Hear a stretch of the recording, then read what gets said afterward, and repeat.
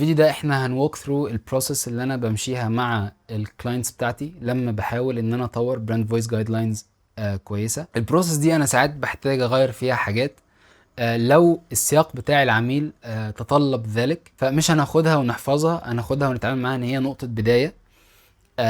الاطلاع على الكتب اللي انا ذكرتها في الفيديوهات اللي فاتت مهم جدا. فهم البروسيس هيكون بيديلك لينس تقدر تشوف من خلالها تقدر تعدل ايه وتغير ايه. ممكن تحس ان في حته مش عاجباك فتشيلها وتحط حته مكانها، مفيش مشكله، ولكن it's a solid starting point، حاجه نقدر ان احنا نعتمد عليها ونطور من خلالها شغل براند فويس فعلا قوي، وفعلا يكون بيستفاد منه across the entire company اللي احنا شغالين عليه. البروسيس بتتكون من 5 خطوات. الخطوه الاولى فيهم هي تحديد شخصيه البراند، ودي احنا ليها سياقات متنوعه. اما ان البراند اللي انا شغال عليه ده اوريدي اتعمل فيه شغل براند استراتيجي واتعمل ليه براند بيرسوناليتي ديفينيشن، فاقدر ان انا اراجع البراند بيرسوناليتي دي واتكلم فيها مع اللي عاملها ونتشيك هل في حاجه محتاجه تتعدل، هل في حاجه محتاجه تتغير ولا لا، وبعد كده اعتمدها. مش محتاج ان انا اعيد الكلام ده تاني. واحده من المشاكل الاساسيه في الطريقه اللي الواقع بتاع الماركتنج شغال بيها، احنا بنعمل كميه دبل ورك رهيبه، واحنا مش محتاجين نعمل ده. لو حد تاني غيرك عمل براند بيرسوناليتي والبراند بيرسوناليتي دي بت ميك سنس وشايف ان هي ينفع تستخدم، استخدمها يا معلم، يعني مش محتاج تعيد الموضوع من اول وجديد.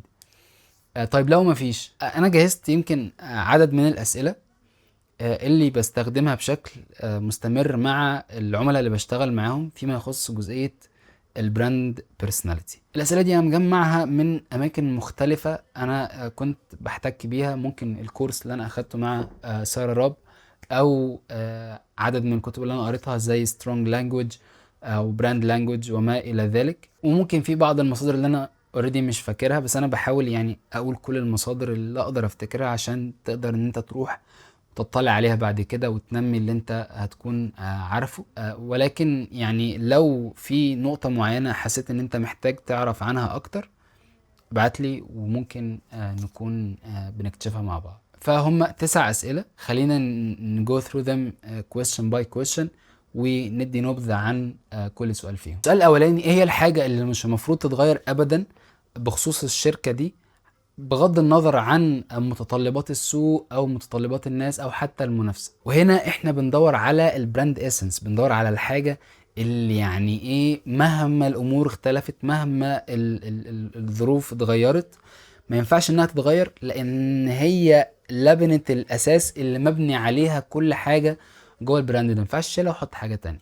ودي بتفرق معانا بشكل كبير جدا في ان احنا نديفاين براند بيرسوناليتي مبنيه على الاساس اللي قايم عليه الكيان ده كله، مش مجرد حاجه يعني سطحيه. لا، احنا بنحاول دايما واحنا بنديفاين براند بيرسوناليتي ان احنا نفضل نحفر لغايه لما نوصل للبراند اسنس وبعد كده نعكسه في البيرسوناليتي. السؤال التاني هو وقت التوظيف، الناس اللي في الشركه دي بتدور على حد شكله عامل ازاي علشان يشوفوا ان هو good fit for the company. السؤال هنا احنا بنحاول دايما من خلاله نفهم شكل الناس جوه الشركة عامل ازاي، والمايند سيت اللي هم بيدوروا عليها المفروض يبقى شكلها ايه.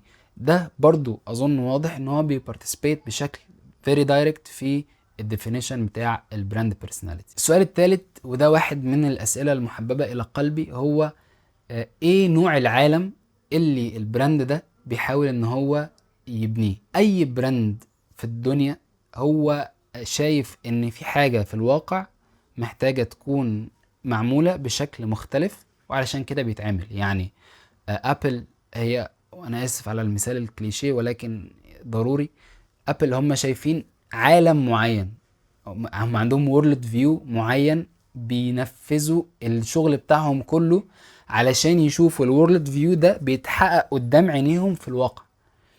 فدي من الحاجات الأساسية اللي بتعكس الطريقة اللي البراند ده بيشوف بيها الدنيا، وده جزء أساسي جدا من شخصية أي براند ومن شخصيتنا احنا كبني آدمين. الطريقة اللي احنا بنشوف بيها الدنيا بتنعكس في كلامنا، بتنعكس في شخصيتنا، بتنعكس في كل الأفعال اللي بنقوم بيها. فبالتالي السؤال ده بيوصلنا للحتة دي أكتر، وبيكون عامل مهم جدا في إن احنا نديفاين good brand personality. السؤالين الرابع والخامس بيتكلموا عن الحاجة وعكسها. البراند ده بيأيد ايه والبراند ده بيخالف او بيعارض ايه بالظبط. اي براند بيبقى شايف عنده set of values، عنده قيم معينة هو بيأيدها وبيحاول ان هو يكبرها وينميها ويشوفها في كل حتة في الدنيا، وبعض ال الافكار او الحاجات اللي هو بيبقى شايف ان لا احنا مش مقتنعين بده وشايفين الحاجات دي المفروض ان هي ما تكونش موجودة، واحنا مش هنكون مثلا بنأيد الحاجات دي. والحاجات غالبا بتكون ليها علاقة بالواقع وطريقة يعني سريانه. انت عندك مثلا ممكن تيجي تقول ان في براند بيؤيد ان الواقع بتاع البروفيشنالز المفروض ان هو يكون في اعتناء بالصحة النفسية للموظفين. دي قيمة البراند مقتنع بيها وبيزق عليها وشايف ان هي لازم تكون معمولة في كل مكان. والبراند مش بيأيد فكرة استغلال الموظفين او اتليست حتى ان انت تجيب اخرهم، في شركات تانية ممكن تبقى شايفة كده. في شركات بتبقى ماشية بعقلية ان انا الموظف نزل عندي انا هجيب اخره لغاية لما يخلص واجيب غيره زي الحجر كده. ف to different kinds of companies mindsets مختلفة تماما وطريقة التعامل مع الواقع مختلفة. فلازم ابقى عارف البراند اللي انا ببنيه وبحاول اديفاين البرسوناليتي بتاعته ده هو بيأيد ايه وبيخالف ايه. السؤال السادس هو لو الشركة دي اختفت العالم هيفتقد ايه. ومن السؤال ده احنا بنحاول نفهم اثر الشركة دي او اثر البراند ده في الواقع عامل ازاي. ودي نقطة مهمة جدا لان احنا مش هينفع نكون عايشين في الجانب النظري بس. انا عاوز اشوف الشركة دي عملت ايه لغاية دلوقتي في الواقع، والناس هتكون بتفتقد ايه لو البراند ده اختفى. من السؤال السابع للتاسع احنا بنتكلم على البراند بيرسوناليتي دايركتلي. السؤال السابع بنتكلم فيه على لو البراند ده كان شخص هيكون بيلبس لبس شكله عامل ازاي. وشئت ام ابيت المظهر الخارجي للبراند او للاشخاص حتى هو شيء عاكس بشكل كبير للهوية بتاعته، للطريقة اللي هم بيفكروا بيها، لشخصيته. وشئت ام ابيت الناس بتحكم بالمظاهر بشكل او باخر. فمهم جدا ان انا اكون بضمن مظهر البراند ده لو كان شخص حقيقي هيبقى عامل ازاي، لان الانطباع الاولاني بيتكون من خلال الجزئيه دي. اما السؤال الثامن فلو البراند ده كان شخص ايه هي المسلسلات اللي هيكون بيحبها. لازم نكون بنحاول نوصل في السؤال ده لاجابه محدده ويكون الاجابه بتعكس التيست بتاع البراند، لان في اختيار المسلسلات وما الى ذلك الشخص بيكون بيعبر عن الطابع الفني الخاص بيه. فلازم هنا نكون بناخد كلوز على الارتستيك تيست بتاع البراند ده شكله عامل ازاي. والسؤال التاسع والاخير هو لو البراند ده كان شخص صحابه هيكونوا بيوصفوه ازاي. وهنا احنا بنحاول نشوف من لينس مختلفة الشخص اهو او البراند اهو والصحاب هنا وهم بيحاولوا ان هم يكونوا بيوصفوه. فبنحاول نشوف الموضوع من برسبكتيفز مختلفة علشان نكون اتمينا وصف شخصية البراند بافضل شكل ممكن. طيب دي 9 اسئلة، بنجمع اجابات ال9 اسئلة دي ازاي؟ احنا لما بنيجي نشتغل على براند بيرسوناليتي الموضوع مش بينعكس من عند الليدرشيب بس. يعني ما ينفعش نخلي الليدرشيب بس هم الناس المسؤولة عن ان هم يديفاينوا البراند بيرسوناليتي الا في كيسز صغيره جدا جدا. لو مثلا الشركه صغيره قوي ما فيهاش مثلا غير الليدرشيب او الكوفاوندرز يعني وحد او اتنين كمان، سياقات نيش قوي هنكون بنضطر فيها ان احنا نستخدم الليدرشيب بس في اجابات الاسئله دي. ولكن الطبيعي ان انا اكون بتكلم مع الليدرشيب، اكون بتكلم مع الكي امبلويز في كل ديبارتمنت واخلي كل حد فيهم يجاوب على الاسئله كلها. انا مش هروح اخد من حد جزء من الاسئله واروح اخد من حد تاني جزء تاني. كل شخص اتكلم معاه لازم اكون باخد منه اجابات الاسئله كامله. وبعد كده ابتدي ان انا اسمرايز او يعني اسينثسايز، الخص الكلام ده كله مع بعضه علشان خاطر يبتدي يطلع لي باترنز. دايما دايما دايما بعد ما هكون بعمل الانترفيوز دي هيكون في باترن بيطلع لي بحيث ان في حاجات متشابهه اقدر ان انا اجمعها مع بعضها، وده هيكون بياخدنا على الخطوه اللي بعدها. الباترن اللي انا طلعته او اكتشفته في وسط الاجابات المختلفه اللي انا جمعتها بيوديني ل ستيب نمبر 2، وهي ان انا استخلص الصفات المعبرة عن شخصية البراند. وهنا انا بحاول دايما اركز على الصفات الواصفة للشخصية الممكنة للتعبير اللغوي عنها. انا مش بعمل براند adjectives وخلاص، انا بطلع براند adjectives فيها ميزتين: معبرة عن شخصية البراند، ممكنة للتعبير عن الشخصية دي بأسلوب لغوي. يعني في صفات سهل استخدامها لغويا، وفي صفات تانية ما فيهاش الجانب اللغوي ده. خليني أدي مثال من شغل اللي لسه عامله قريب. واحدة من البراند adjectives اللي اخترناها هي فكرة ان البراند ده كان grounded او بالعربي راسخ. احنا هنا كنا بنعبر عن مستوى ثبات البراند ده في السوق بتاعه وشخصيته، ان هو حد تقيل زي ما بنقول كده عندنا بالمصري، هو شخص تقيل. فالتقيل ده وصف ممكن للتعبير عنه لغويا. اقدر ان انا اتخيل الشخص التقيل ده بيتكلم ازاي، اقدر اتخيل الطريقة اللي هو بيختار بيها الفاظه. فانا اقدر اتخيل البراند التقيل او الشخصية اللي احنا بنقول عليها تقيلة بالمصري بتعبر عن نفسها لغويا ازاي. اقدر اتخيل الشخصية دي بتختار الفاظها ازاي، بتصيغ الجمل بتاعتها ازاي. فدي صفة ممكنة للتعبير عن شخصية البراند بشكل لغوي واضح. طيب هو احنا المفروض نديفاين كام ادجكتيف للبراند بيرسوناليتي علشان نعرف نشتغل بيهم في البراند فويس؟ تجربتي الشخصية بتقول ان احنا محتاجين نكون بنديفاين 3 adjectives، 3 صفات، يعني تمام جدا. ساعات بنشوف براندز فيها اكتر من 3 صفات، مثلا 4. يعني ديولينجو عندهم 4 صفات على ما اتذكر، تمام. بس يعني انا هنا بستخدم الكونسترينت بتاع ال3 او ال3 صفات ككرييتيف كونسترينت عشان اقدر ان انا اعبر عن الشخصية دي في 3 صفات بس، فاكون مركز جدا في اختيار الصفات اللي انا بستخدمها.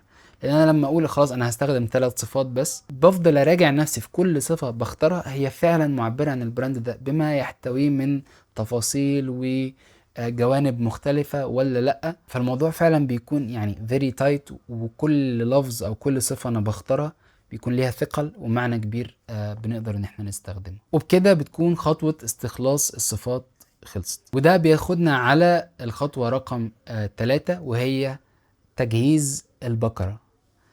بقرة الراديو اللي احنا عارفينها، اللي هي في الراديو بتاع زمان ده، اللي هي بتلفها كده وتلفها كده فتعلي الصوت وتوطيه وبتاع. احنا هنكون بنستخدم البقرة دي مع ال3 صفات اللي احنا طلعناها. كل صفة طلعناها بنعمل لها بقرة راديو، ليها 3 مستويات. الصفة اللي احنا اخترناها وليكن مثلا المثال اللي احنا ضربناه وهو راسخ، الصفة دي هي اقدر اعبر عنها بشكل خافت، يعني ما تبقاش ظاهرة قوي في الكلام، بشكل متوسط، يعني تبقى يعني حاجة عادية، مفيش مش very prominent، مش حاجة جامدة قوي في الكلام وانا بقوله.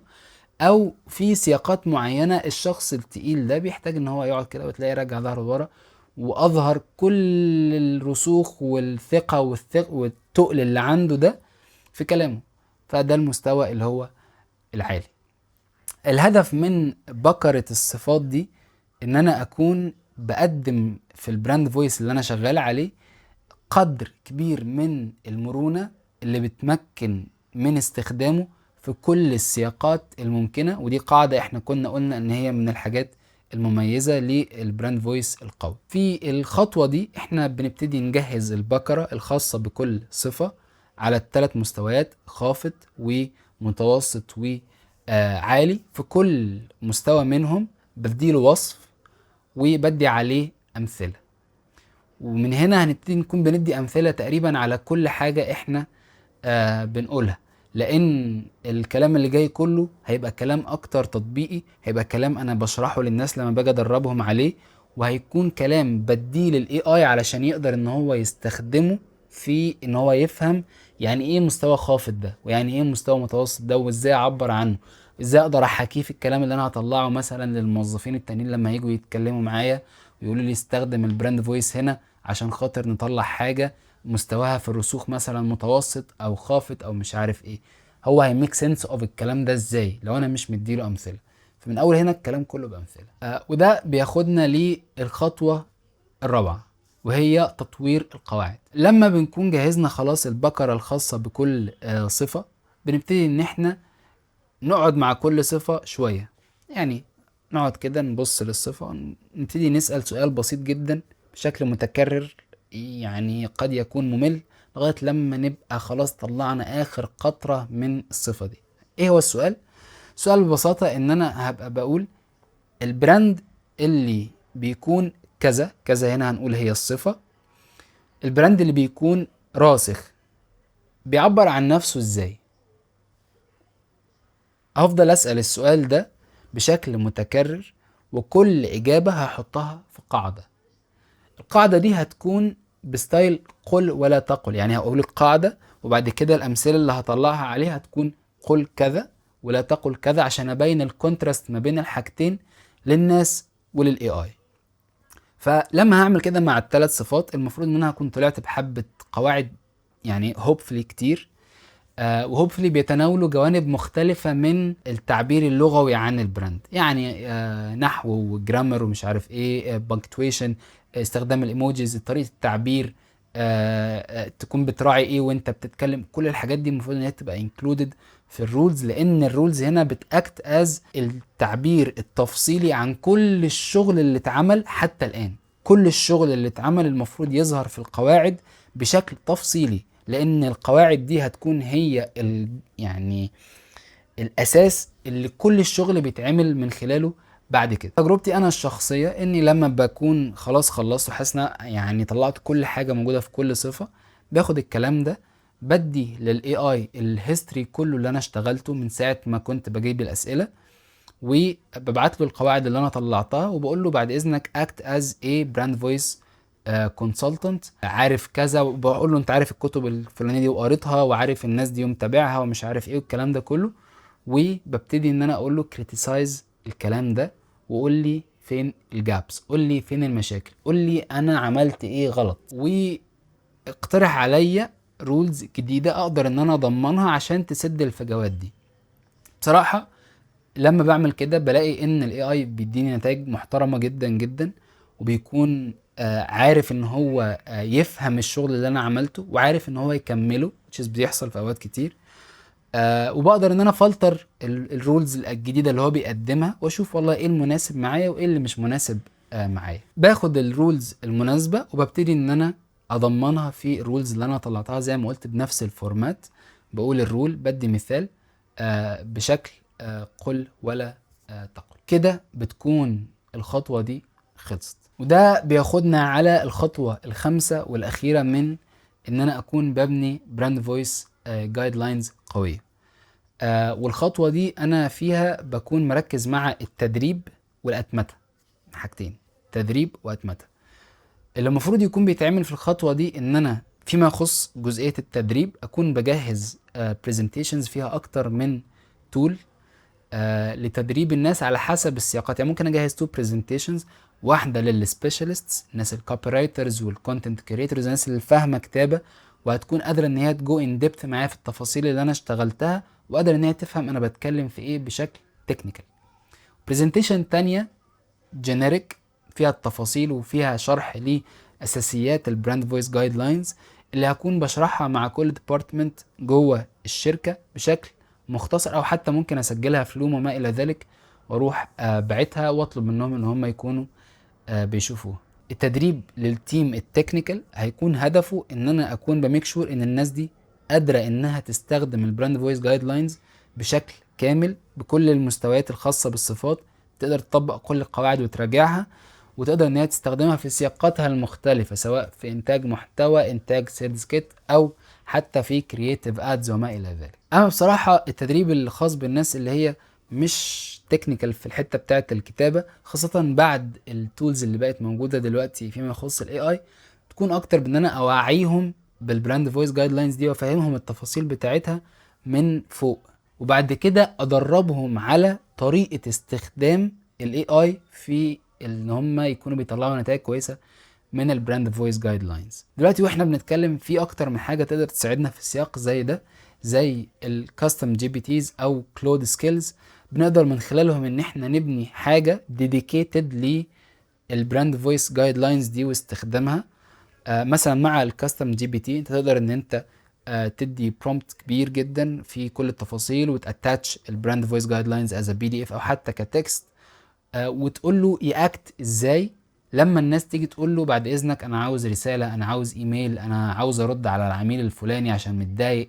كل السياقات دي انا المفروض اكون بجهز له يعني برومبت مفصل جدا جدا جدا يفهمه المفروض ان هو يتعامل مع الناس دي ازاي. اهم نقطه وانا بسيت اب الكاستم جي بي تي او الكلود سكيل او ايا كان، ان انا افهمه يصحح البيهيفير بتاع الناس ازاي. يعني مثلا في حد جاي له هو مش فاهم حاجه غير ان احنا عندنا براند فويس جايد لاينز مثلا جديد وما خدش التريننج او ايا كان، وعاوز يستخدم البراند فويس جايد لاينز ده، فموست بروبابلي الشخص ده هيبعت برومبت تعبان او مش فاهم التفاصيل بتاعته. مثلا هيبعت برومبت من غير المستويات الخاصه بكل صفه. فمثلا يقول لي اكتب لي كذا بس مش هيحدد المستوى الخاص بكل صفه، مش هيقول لي هنا خافت هنا متوسط هنا مش عارف ايه الكلام ده كله. فانا المفروض افهم الاي اي ان لما يجي لك حد وما يقولكش المستويات اللي المفروض تكون بتتكتب، اساله، قول له لازم توفر لي المستويات، واشرح له، قول له المستويات دي جزء من البراند فويس جايد لاينز بتاعنا، وكل مستوى هو ايه، واديله عليه امثله ووضح له بحيث ان هو يقدر يكون بيديلك التفاصيل اللي انت محتاجها. وما يضرش كمان يا اي ان انت تديله مقترحات، تقول له والله انا شايف ان المستوى للسياق اللي انت بتكلمني عليه ده ان هو للادجكتيف ده المفروض يكون خافت، مثلا الادجكتيف ده المفروض يكون عالي وما الى ذلك. ففكره ان انا اترين الاي اي ان هو يكوركت البيهيفير بتاع النون سبيشالست، بتاع الناس اللي هي مش متخصصه في الكتابه، دي من اهم الحاجات اللي هتكون بتأدي لنجاح البراند فويس جايد لاينز اللي انت هتكون بتطلعها، لان هي هتخليك تقرب من 100% adoption rate. واحده من نجاح البراند فويس جايد لاينز لما تيجي تعمل اناليسيس بعد كده بعد ما تخلص شغل وتشوف الداتا اللي انت طلعتها، هي فكره الادوبشن ريت. الناس ادوبتد البراند فويس جايد لاينز بتاعتك دي بنسبه قد ايه، وبتطبقها بنسبه قد ايه في شغلها. ففكره البالانس ما بين ان انا اترين السبيشالستس بعمق بشكل شخصي علشان خاطر يكونوا فاهمين هما بيعملوا ايه بالظبط، وان انا اترين النون سبيشالست بشكل جينيريك، ولكن في نفس الوقت اكون بدلهم التول اللي يقدروا ان هم يستخدموها بشكل كويس جدا جدا علشان اعلي الادوبشن ريت بتاع البراند فويس بتاعي. ده يعتبر السويت بالانس اللي انا وصلت له بعد ترايل اند ايرور مع اكتر من حاجه. وبكده نكون مشينا البروسيس بتاعتنا كلها مع بعض. زي ما قلت في الاول البروسيس دي مش حاجه يعني فيكست، مش لازم تفضل زي ما هي على طول، تقدر ان انت تاخدها وتعدل فيها بالشكل اللي انت عايزه. ولكن دي الطريقه اللي انا لقيتها بتشتغل معايا، دي الطريقه اللي بشوف انها لو اتطبقت في سياقات اكتر عند اكتر من براند من البراندات العربيه اللي احنا بنشتغل معاها، هنكون بنوصل لان احنا يبقى عندنا براند ايدنتيتيز اقوى بكتير. والكلام ده هيكون بيصب في اكتر من ناحية، سواء كوميرشال سواء ريبيتيشن سواء براند بيلدينج واكتر من كده. وان شاء الله ده يكون بيحصل، واتمنى ان انا اكون وفقت يعني. وشكرا لو انت اتفرجت على الفيديوهات للاخر.